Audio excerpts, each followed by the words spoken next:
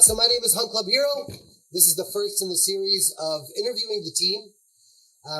I think it's very, very important to understand who you're dealing with on the other side of an anonymous name and an anonymous photo. The freedom of anonymity is something that is very much respected in the space. It's been said that a doxed man cannot change the world, and that people will attack your ideas in one way, but they will attack you as a person in another.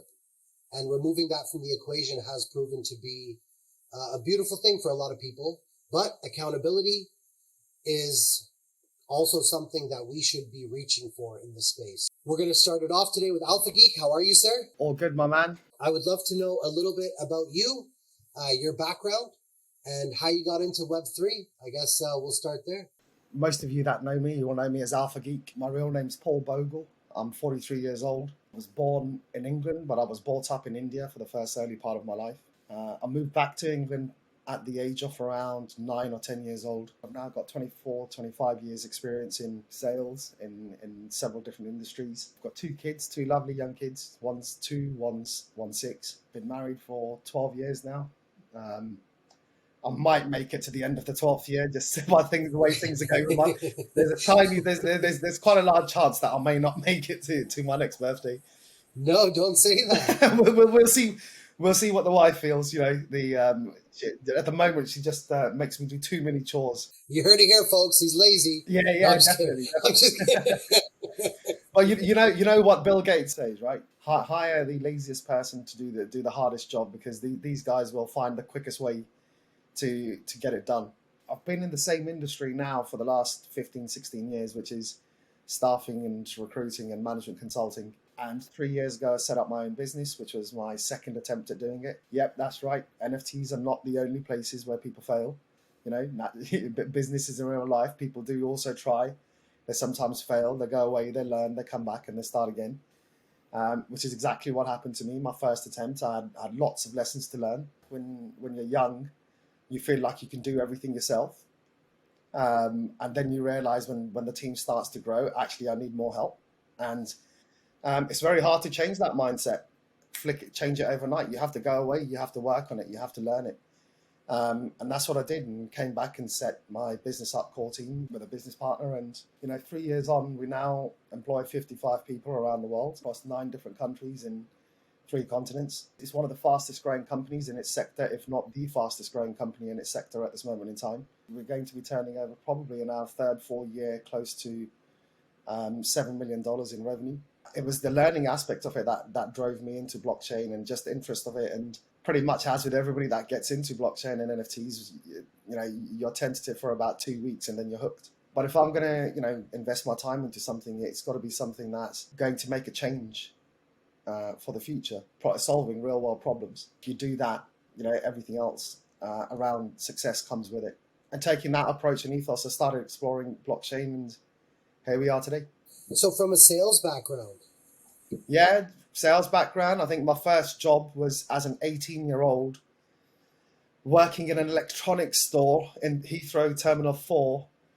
Smooth talking, pitching is your forte. Absolutely. That's what makes me who I am. Is this something that should be a concern to people? Are you selling us a product? You can look at it as a product, but if you're solving a real world problem, you don't have to sell anything. We're setting up a business that's going to have multiple, revenue streams.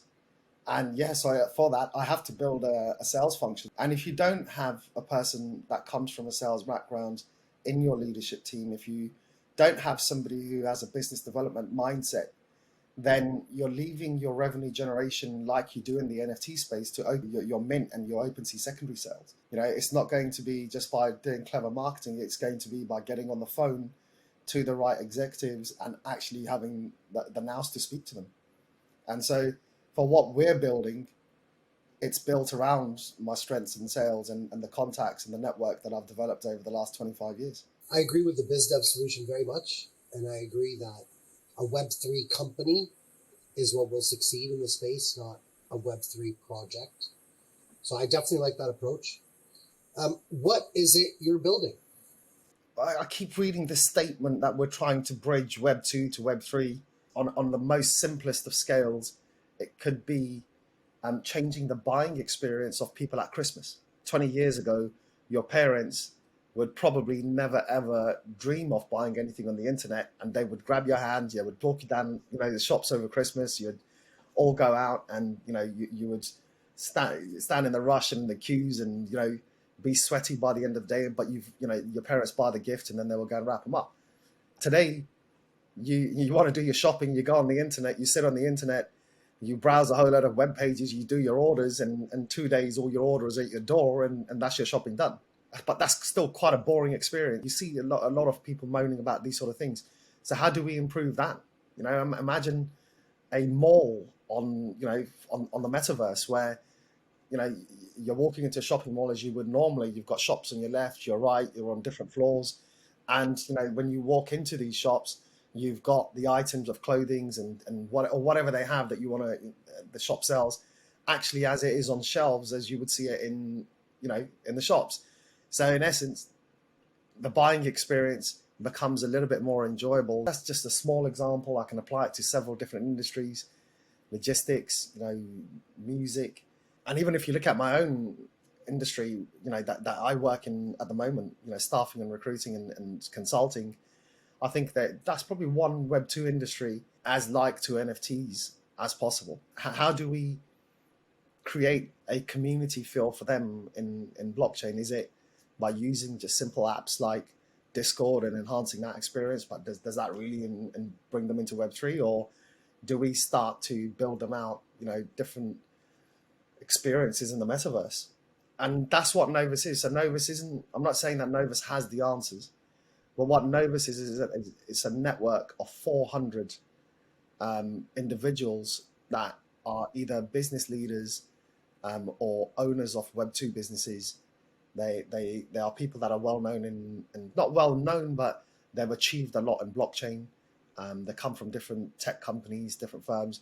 So it's what I feel is that when I sit here sometimes on my own and my ideas, my head goes wild with ideas, I'm just thinking, what about if we had 400 people that have a similar mission in one place, all thinking about how they could build proofs of concept?